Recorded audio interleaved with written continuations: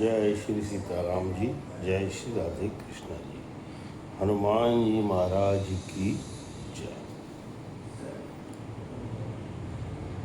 संजय दत्ता मेरा नाम है। सनातन भारत यूट्यूब चैनल और फेसबुक पर भी मैं इस वीडियो को डालता हूँ और मैं लगातार रोज़ आपको आजकल प्रसंग भेज रहा हूँ।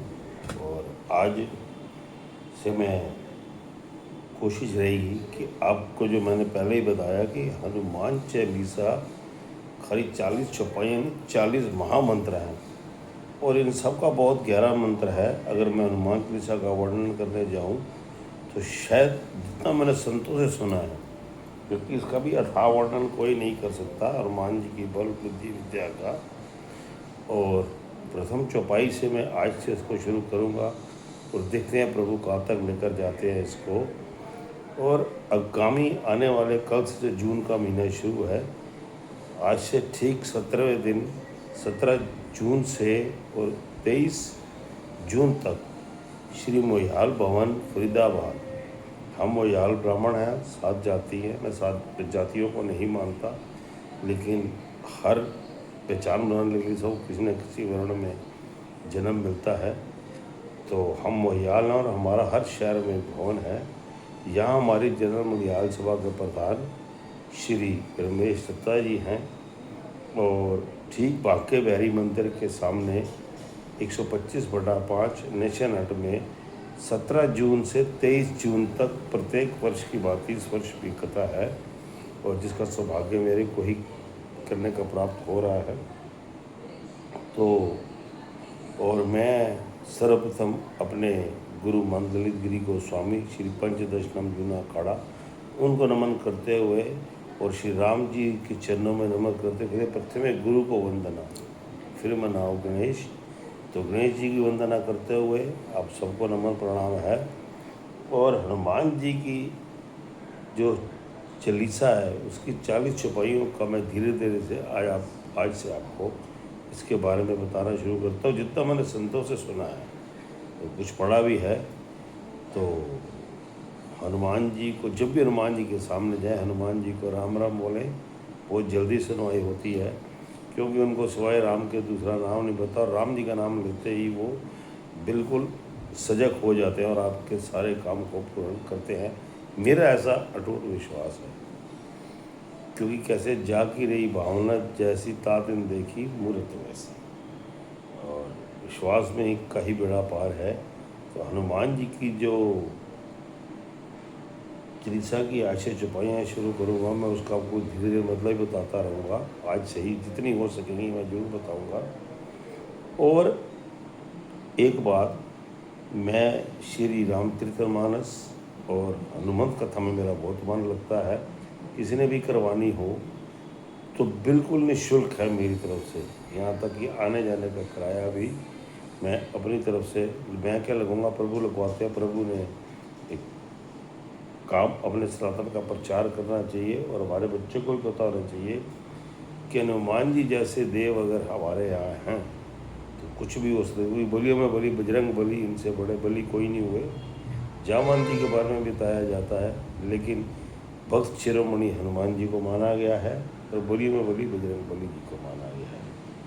हनुमान जी को राम राम करते हुए प्रथम उनके दोहे से शुरू करते हैं कि श्री गुरु चरण सरोज रज निज मन मुकर सुधार, बरनौ रघुवर विमल जसु जो दायक फल चार। श्री गुरु चरण सरोज रज, श्री किसको कहा गया? लक्ष्मी जी को। और लक्ष्मी जी के गुरु कौन है?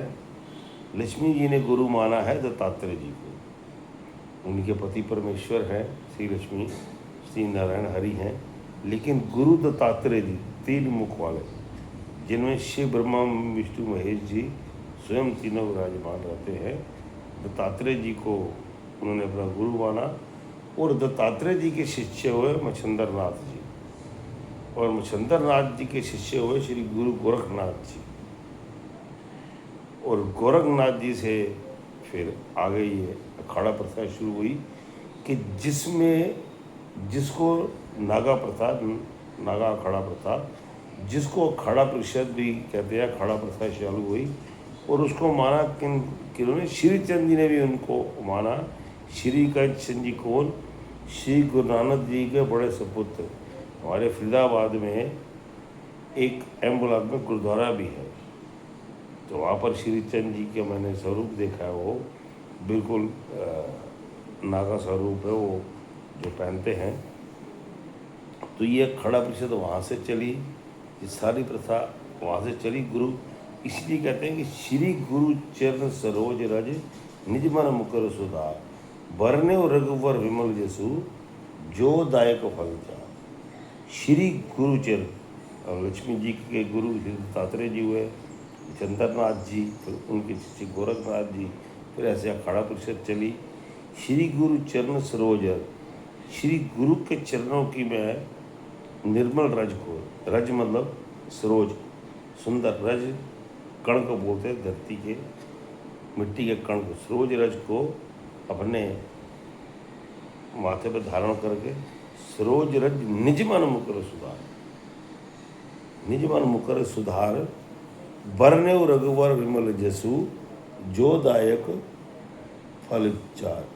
मन रूपी दर्पण को साफ करके और निज मन मुकर सुधार, मन रूपी दर्पण को साफ करके उसमें सुधार करके बरने रघुवर विमल जसु, इसका वर्णन कौन कर रहा है? वर्ण्यव रघुवर, इसका वर्ण मतलब वर्णन रघुवर, रघुनाथ जी स्वयं श्री राम जी इसका वर्णन कर रहे हैं। वर्ण्यव रघुवर विमल जसु, सुंदर यश, विमल मतलब सुंदर, बहुत ही मतलब मन को साफ करने वाला विमल यश, इसका वर्णन कौन कर रहे हैं? स्वयं रघुनाथ जी। वर्ण्यव रघुवर, रघुवर मतलब रघुनाथ जी, वर्ण्यव रघुवर विमल जसु जो दायक फल चार, जो इसको सच्चे मन से पूजेगा, ध्याएगा, मानेगा, उसको चारों तरह के फल, धर्म अर्थ मोक्ष की प्राप्ति होगी और अर्थ धर्म काम मोक्ष की प्राप्ति होगी। ये तीनों चारों चीज़ें उसको फल चारी। और बुद्धिहीन तनु जान के सुब्र पवन कुमार, बल बुद्धि विद्या देहु मोय हरो क्लेश विकार। अब रघुनाथ जी आगे ये भी कह रहे हैं कि जो हनुमान जी को वर्ण रघुवर जोधा को विचार, बुद्धिहीन, जो मेरे में इतनी बुद्धि नहीं है, ना मेरे इतना विवेक है, बुद्धिहीन तरु जान के, मेरे को बल बुद्धिहीन जान के, बुद्धिहीन तुम जान के, जो पवन कुमार जी का सुमरन करेगा। रघुनाथ जी कह रहे हैं, देखो उनकी प्रशंसा में, जो पवन कुमार जी का बुद्ध सुमरो पवन कुमार, जो पवन कुमार जी का वायुदेव के पुत्र पवन कुमार, बुद्धि तर जान के सुमर पवन कुमार, बल बुद्धि विद्या दे, मेरे को बल बुद्धि विद्या ज्ञान देहरा, और मेरे जितने सिर पर कोई बुरे दोष क्लेश बाधा रखने आ रही है, हरो क्लेश विकार, ये सारे विकार बाधाएं दूर करना। तो ये बहुत बड़ा, अगर मैं इसका वर्णन करने जाऊंगा तो बहुत समय और लगेगा। ये मैंने थोड़े से रूप में बताया, कथा होगी तो उसमें जितना ज़्यादा बताया जा सकेगा बताएगा। श्री गुरुचंद्र सरोज रज निज मन मुकुर सुधार, बल बुद्धि विद्या देहु मोय हरो क्लेश विकार। ये दुआ हुआ जिसका रघुनाथ जी ने स्वयं वर्णन किया और बताया अभी हनुमान जी के बारे में। क्योंकि हनुमान जी की पूजा करेंगे तो राम जी बिल्कुल आपका पूरा तरह से सारे काम बनाएंगे, और राम जी की पूजा करेंगे तो हनुमान जी प्रत्यक्ष आपके सामने किसी न किसी रूप में, अदृश्य रूप में, आप मन रूपी आंखों से देखेंगे तो आपको जरूर नजर आएंगे, ऐसा मेरा विश्वास है। तो शुरू काल से होता है कि जय हनुमान ज्ञान गुण सागर, जय कपीस त्यों लोक उजागर। जय हनुमान ज्ञान गुण सागर, हनुमान जी गुणों के सागर है। जय हनुमान ज्ञान गुण सागर, तीनों लोग, जय हनुमान गुण सागर, तीनों लोग उजागर। तीनों लोग आपके ही नाम जपने से उजागर हो जाते हैं। मेरे तीनों तरह के सब काम अगर मैं आपका नाम लूँगा तो सिद्ध होंगे। जय हनुमान ज्ञान गुण सागर, जय कपीस, कपी का मतलब जो इनका मुख वानर हो गया, कपी कहा जाता है। जय हनुमान ज्ञान गुण सागर, जय कपीस। कपीस भी श्री के रूप में बात बता रही है। कपीस इनका नाम जपने से तीनों लोग उजागर, तीनों लोग भी इन्हीं के नाम से उजागर होंगे, आपके सारे कार्य बनेंगे। तो ऐसा इस चौपाई का मतलब है। जय श्री सीताराम जी, जय श्री राधे कृष्णा जी। हनुमान जी को राम राम है। बोलो हनुमान जी महाराज जी की जय। और मैं इसमें अपना फ़ोन नंबर भी लिख कर भेजता हूँ, और किसी को कुछ पूछना हो कभी भी हनुमान चालीसा जी या किसके बारे में, जितना मेरे को संतों के पास जाना होता है अपने गुरु के साथ और उनसे ज्ञान मिला, उसी को मेरा आगे करने की कोशिश है। इसको कहने सुनने में मुझसे भूल चूक गलती हुई हो तो दास क्षमा प्रार्थी है। जय श्री सीताराम जी, जय श्री हनुमान जी, हनुमंत जी को राम राम।